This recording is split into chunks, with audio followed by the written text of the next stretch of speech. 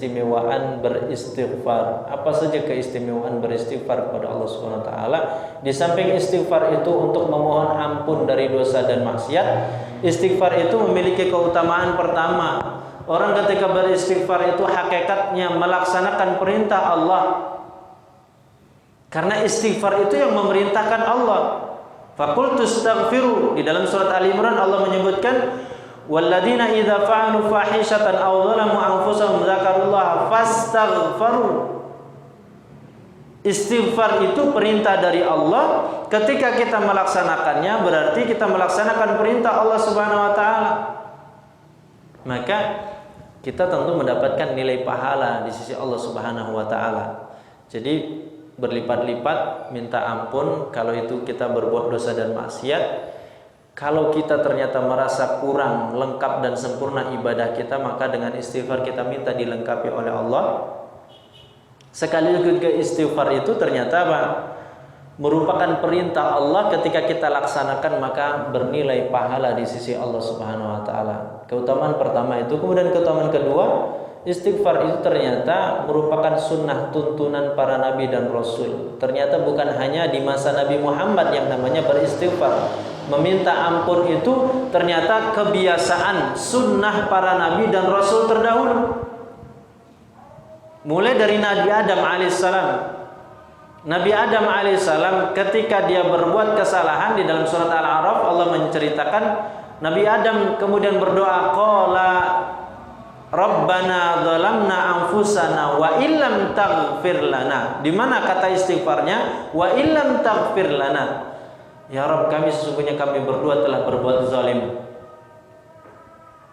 Wa illam taghfir lana, dan jika engkau tidak mengampuni kami. Di sini bermakna beristighfar, meminta ampun kepada Allah, lanakunanna minal khasirin. Niscaya kami termasuk orang-orang yang rugi. Nabi Nuh alaihissalam dalam surat Nuh ini juga, di akhir surat ini Nabi Nuh alaihissalam berdoa kepada Allah, Rabbighfirli. Rabbighfirli ini artinya juga, ya Allah, aku meminta ampun. Berarti ini istighfar. Ya Allah, ampunilah aku, kedua orang tuaku, dan orang-orang yang masuk ke dalam rumahku dengan iman dari kalangan mukmin laki-laki dan wanita. Demikian juga Nabi Musa, Nabi Syu'aib, Nabi Soleh, nabi-nabi yang lain juga mereka terbiasa tentang beristighfar, memohon ampun kepada Allah Subhanahu wa taala. Kemudian berikutnya keutamaan istighfar, bahwa istighfar itu bisa mendatangkan kebaikan dan keberkahan, sekaligus juga menolak atau menghindarkan azab dan siksa Allah Subhanahu wa taala. Jadi istighfar ini bisa mendatangkan kebaikan dan keberkahan. Ada satu riwayat menyebutkan suatu ketika Hasan Al-Basri didatangi oleh seseorang, ngadu kepada Hasan Al-Basri, wahai Hasan Al-Basri, kami ini sedang dalam keadaan kekeringan.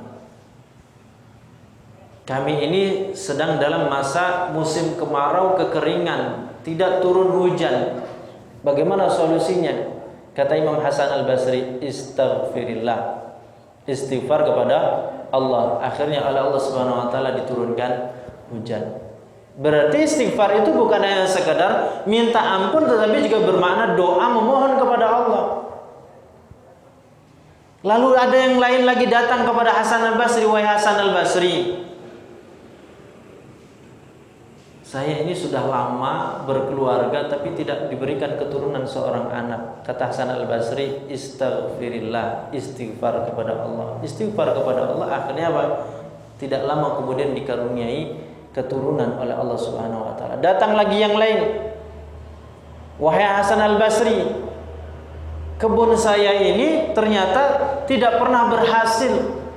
Selalu gagal kebun saya ini, selalu tidak pernah mendapatkan panen. Kata Hasan Al-Basri, istaghfirillah, istighfar kepada Allah.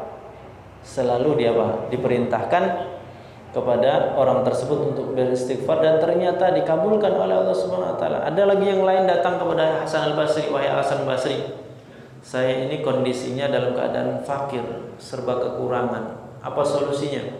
Kata Hasan al-Basri, istighfirillah, istighfar kepada Allah. Akhirnya orang itu memperbanyak istighfar, kemudian dilapangkan rezekinya oleh Allah Subhanahu wa taala. Kenapa Imam Hasan al-Basri menyarankan setiap ada orang masalahnya kekeringan, ada orang masalah kebunnya tidak pernah menghasilkan tidak pernah berhasil, ada orang datang tidak punya anak, disarankan istighfar, ada orang kekurangan rezeki, disarankan istighfar. Karena Imam Hasan al-Basri dan para ulama meyakini tentang ayat tadi, surat Nuh ayat 10 sampai ayat 12 tadi. Faqultu astaghfiru, maka aku katakan kepada mereka, istighfarlah kepada Rabb kalian, sesungguhnya Allah itu Maha Pengampun. Yursilis sama, niscaya Allah akan turunkan dari langit hujan yang lebat.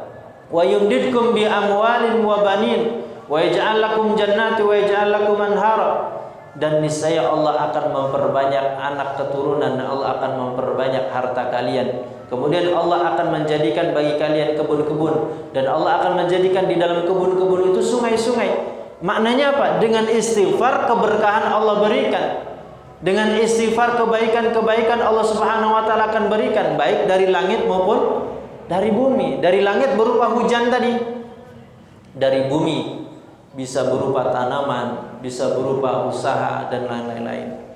Maka Hasan al-Basri menyarankan istighfar itu karena beliau beralasan dengan ayat ini, memahami ayat ini. Maka setiap kali orang yang datang tadi disarankan istighfar.